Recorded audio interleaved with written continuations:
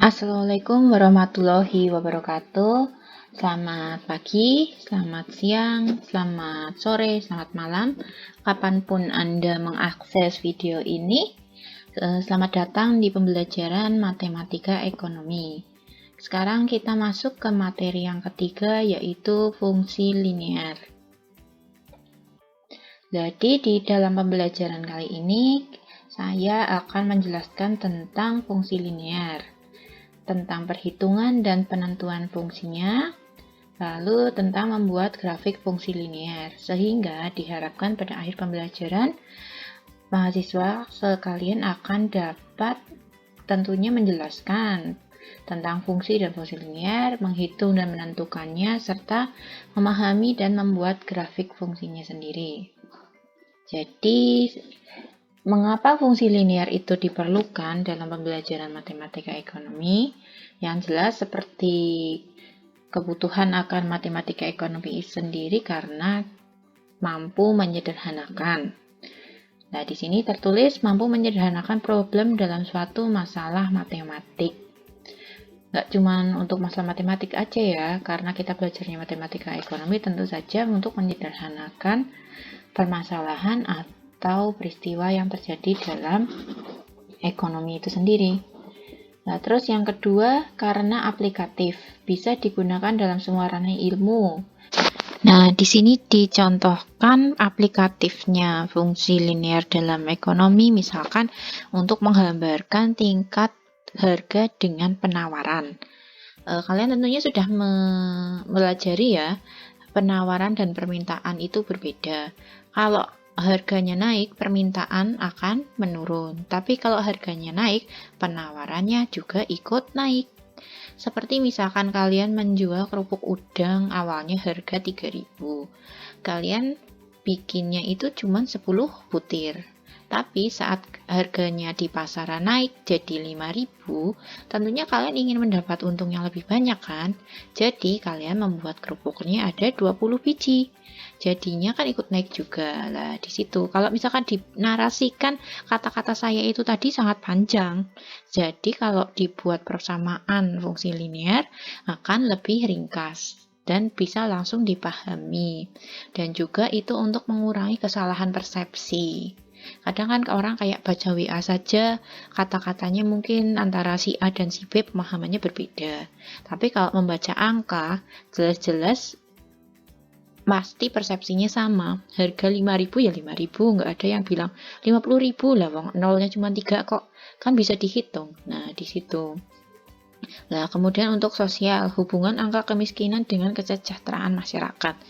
Tentunya kalau angka kemiskinannya besar, kesejahteraannya pasti akan rendah, karena banyak yang miskin sih. Nah, itu juga digambarkan dengan angka. Kimia, reaksi dari penambahan zat tertentu. Misalkan saat Anda ingin mengirit bensin dalam motor, lalu Anda menambahkan kapur barus. Tahu kan kapur barus ya? Pewangi ruangan itu yang bentuknya bulat-bulat. Nah, ditambahkan itu, ternyata motornya jadi lebih kencang jalannya. Nah, itu kan kalau dinarasikan sangat panjang prosesnya. Tapi kalau dibuat persamaan dengan angka, itu akan takarannya juga akan lebih jelas. Lalu fisika hubungan kecepatan kendaraan dengan waktu tempuh. Nah, ini tentunya gampang ya. Kalau semakin cepat waktu tempuhnya juga akan semakin rendah. Semakin cepat waktu tempuhnya semakin pendek. Nah, bukan rendah tapi pendek. Nah, kemudian berikutnya, jadi matematika ekonomi itu tentunya fungsi ya. Ada pertama dibuat oleh yang namanya René Descartes tahun 1906 di Prancis. Dia itu menggabungkan antara geometri yang banyak digunakan di Mesir dengan aljabar yang banyak digunakan di Sumeria, Persia. Di Mesir itu mereka banyak membangun piramid, perhitungan tanah, dan lain-lain yang berkembang. Anda pasti sudah tahu kan, Mesir itu peninggalan sejarahnya, piramid-piramidnya sangat besar. Mereka itu lebih banyak menggunakan geometri. Kemudian kalau orang Persia, Sumeria, mereka itu perdagangannya sangat maju dan mengembangkan yang namanya ilmu hitung. Karena mereka berdagang nggak mau rugi ya, tentu hitung-hitungannya juga harus kencang. Sehingga mereka membuat yang namanya aljabar. Nah, kedua ilmu itu antara geometri dan aljabar digabungkan menjadi satu ilmu yang dinamakan fungsi. Nah, itu menggambar dari dasar perhitungan angka-angka. Kalau geometri itu karena dia membuat sebuah bangunan, tentu wajah gambar ya. Yang dihitung adalah gambar. Tapi kan kalau cuma digambar-gambar doang nggak ada artinya juga buat apa. Sehingga digabungkan dengan aljabar, jadilah sebuah fungsi yang sekarang Anda pelajari. Jadi Anda itu harus berterima kasih pada René Descartes karena menciptakan perhitungan yang lebih mudah. Nah, di sini sebelum mempelajari fungsi linear, Anda tentunya harus tahu yang namanya apa itu fungsi.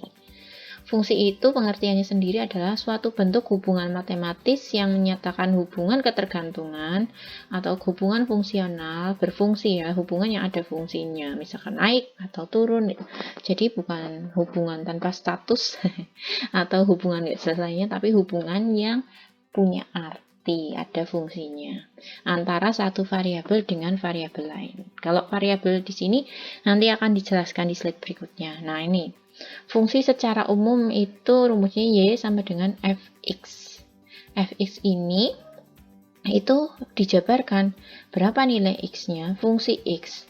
X-nya itu bagaimana, apakah ditambah, dikurang, atau ada berapa x, ada berapa y gitu. Di sini. Jadi dijabarkan misalkan fx-nya itu fungsinya 3x ditambah 15. Untuk rumus umumnya menentukan nilai y atau nilai x adalah, nah ini akan saya lingkari ya. Menentukan nilai y, menentukan nilai x. Nah, ini rumusnya seperti ini. Kalau ini biasanya ada x1, x2, y1, y2. Berarti ini di sini ada untuk dua persamaan, dua fungsi nanti. Ini rumusnya dipakai. Menentukan nilai y-nya berapa? Jadi ini y1, y2, x1, x2 ini nanti diganti dengan angka. Anda jangan pusing dengan langsung matematika susah gitu. Enggak, kalau kalian tahu rumusnya, sebenarnya rumusnya apa, nanti juga kalian akan mengerti. Dan jangan khawatir nanti kalau untuk ujian saya biasanya open book, jadi asal kalian memahami cara menghitungnya, rumusnya akan ada sendiri kan, akan dilihat, insya Allah akan dapat nilai yang bagus ya, asal rajin belajar. Nah, di sini saya beri contoh soal, buatlah persamaan garis lurus yang melalui titik A 4,2 dan B 2,6. Jadi perlu diingat-ingat kalau ada koordinat, ini namanya koordinat ya. Yang depan itu adalah X. Kalau yang belakang itu adalah Y. Maaf ya, tulisannya jelek, pakai mouse soalnya. Jadi yang depan itu X, yang belakang itu Y. Diingat-ingat aja kan, habis X, Y, Z X-nya dulu. Berarti yang di depan itu X. Jangan sampai ketukar. Jawabannya adalah ini, diperhitungkan. Pakai rumus yang tadi. Ini kan ada dua. Nah, jadi pakai rumus yang di depan itu tadi. Jawab titik A 4,2. Berarti X1-nya adalah 4A. 4 itu X1. Di sini akan saya tulis rumusnya saja ya untuk mempermudah. Rumusnya itu Y dikurangi Y1 dibagi Y2 dikurangi Y1. Jadi mana Y1 dan Y2? Tentunya ini yang persamaan A itu berarti dia 1, X1 dan Y1. Kalau persamaan yang B itu berarti dia ini X2 sama Y2. Nah, mudah sekali kan, rumusnya sudah jelas. Oh, ini saya tambahkan lagi untuk X-nya. Di sini itu Anda yang ditanyakan adalah persamaan garis.